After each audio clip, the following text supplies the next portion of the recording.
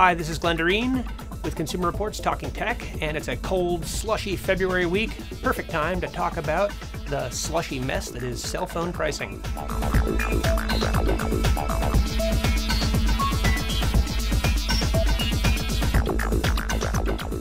Thanks for joining us. We appreciate all your comments that we've been getting on some of our episodes. We've done TVs for the Super Bowl, we've done connected devices, a whole bunch of episodes from the floor of CES, and for anybody interested in watching those, you can find it on YouTube, on our own site, consumerreports.org, or through iTunes. So let's get to the topic of the week, which is the weird, crazy mess that is cell phone pricing. With us in the studio today, we have Mike Gikas. He is our resident cell phone expert. And let's get into what it is about cell phone pricing that's changed. This past year has been really crazy. What got all this rolling? Well, two things are happening. One, cell phone makers are becoming cell phone carriers are becoming more transparent about what they charge for service and what they charge for the subsidy of the phone. Why would they do that? Transparent? That doesn't sound like the cell phone industry. Well, right. Before, there was one price, and it didn't matter if you brought a phone into the plan or you were getting a subsidy from them.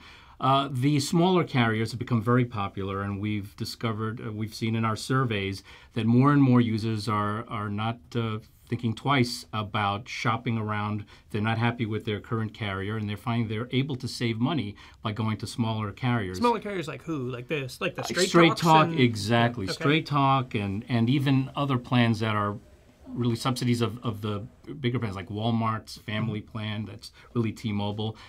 But one thing they have in common is, besides lower rates, they make it very clear. They give you credit for bringing a phone in, or the price for the phone is separate. And now all four major carriers have that option. The other big development is, while the biggest part of a phone bill is typically what the phone company charges for data. Mm-hmm.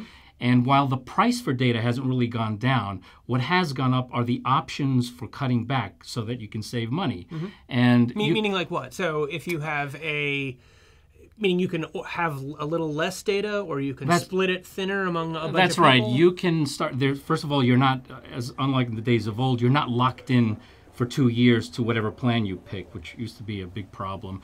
You can start out with, say, 500 megabytes to a gigabyte of data and see how that works per phone if you're buying for a family. And there are lots of ways for you to get around using up data. So to make the long story short, if you use Wi-Fi, most people can get by with 1 gigabyte of data per smartphone. Traditionally, the biggest data hogs are streaming multimedia, mm-hmm. music, even just streaming music for Pandora can run through many megabytes of data in just a few minutes. Let's talk about T-Mobile, because they seem to be one of, if not the actual initiator of this, they seem to be the real flag waver when it comes to disassembling the conventional cell phone contract, right?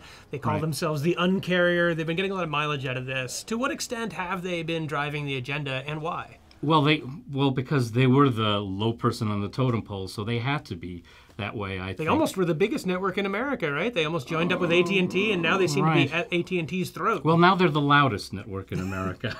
But they do have compelling plans.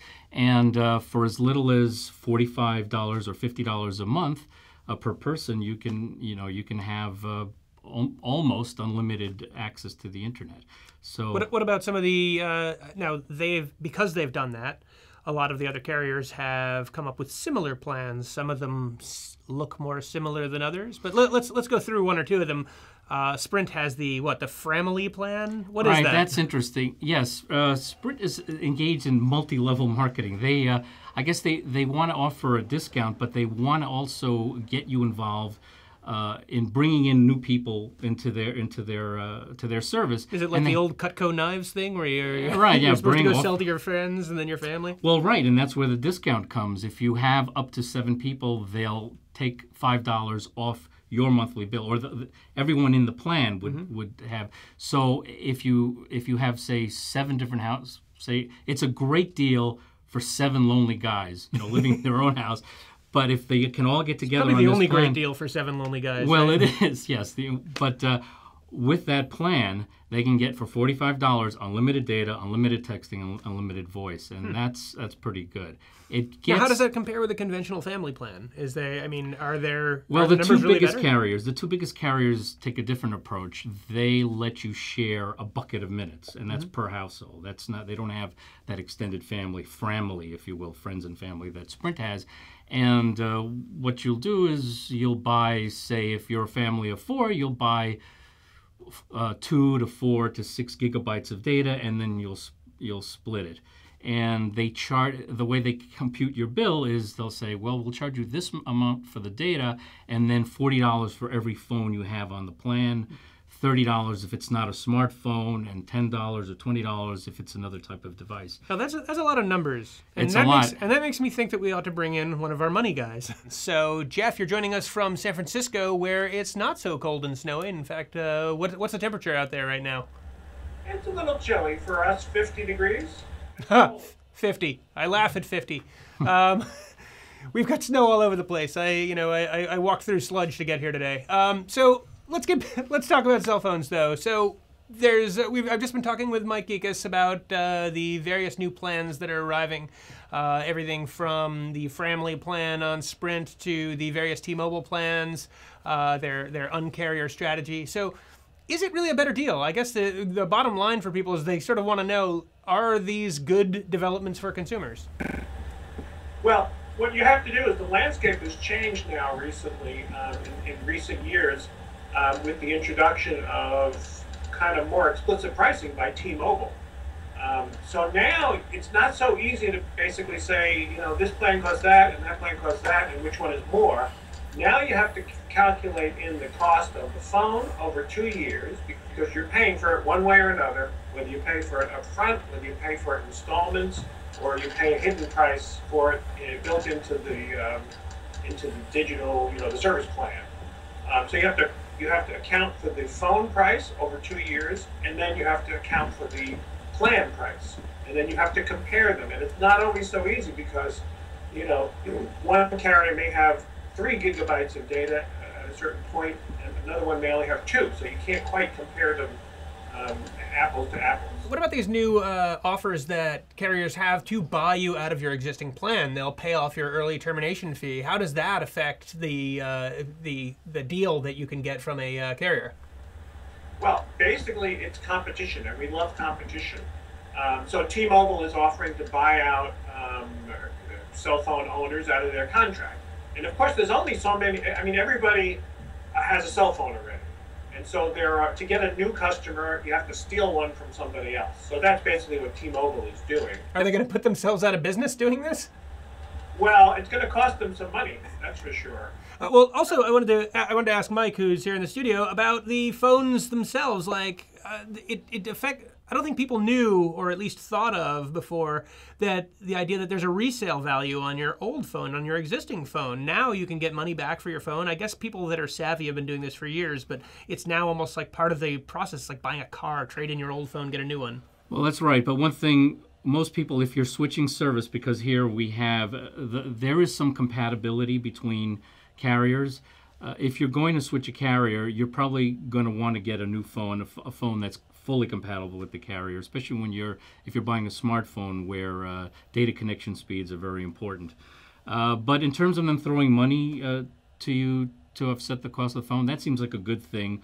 One thing we noticed, especially with T-Mobile, that when you're buying, they don't like to say that they have a contract, but when you're paying for the phone over 2 years, it seems to be an interest-free loan. It's really the cost of the phone deferred over, 24 payments. Yeah, it's interesting. We were running the numbers. In fact, I think all three of us had done at one point running the numbers on whether or not you want to pay for the phone up front.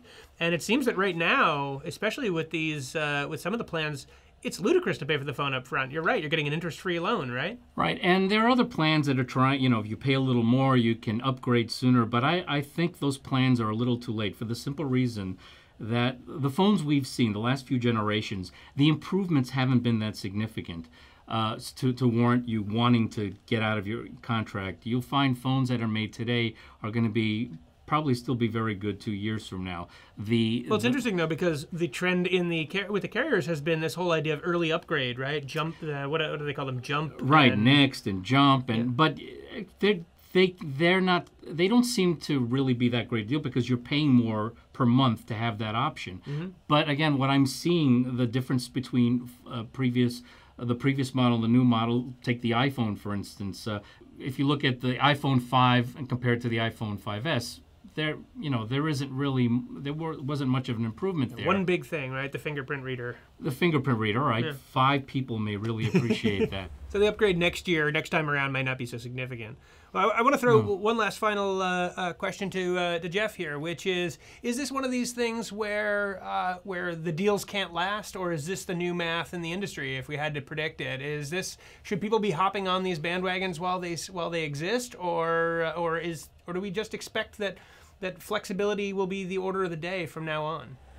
Well, I think it seems to me, my guess is that the industry is moving towards this installment payment plan, basically, like a T-Mobile plan, basically. Mm-hmm. You have installment payments with the early upgrade as well, but when we calculated those, you're actually paying twice for the phone. You're paying for it in installments over time. You're paying an extra hidden fee buried in the plan, and then it kind of forces you pay off the phone in essentially a year or so, and it kind of forces you'd be foolish not to upgrade after a year. So now you're put on a treadmill basically of upgrading. So to answer your question, I don't know about those early upgrade plans. They're not quite the same thing, but I do think installment payments are going to be the way for the future. So early termination fees are probably going to go away. Thank God, right? Except for the installment part, you have to pay off the phone if you quit the service. Regardless, it sounds like the new math is better deals for the customers, and that means me and you and all of you out there. Just wanted to remind all of you out there to keep sending us your feedback. We love hearing your comments. Even the guy who told me to shut the hell up on YouTube the other day. We want to hear that. We want you to subscribe to us on YouTube or on iTunes, or of course come to us on consumerreports.org. And thank you to my guests, Jeff Blyskal, for coming to us from San Francisco, and of course Mike Gikas, who can't escape me here in the studio. We'll be back next time with even more Talking Tech.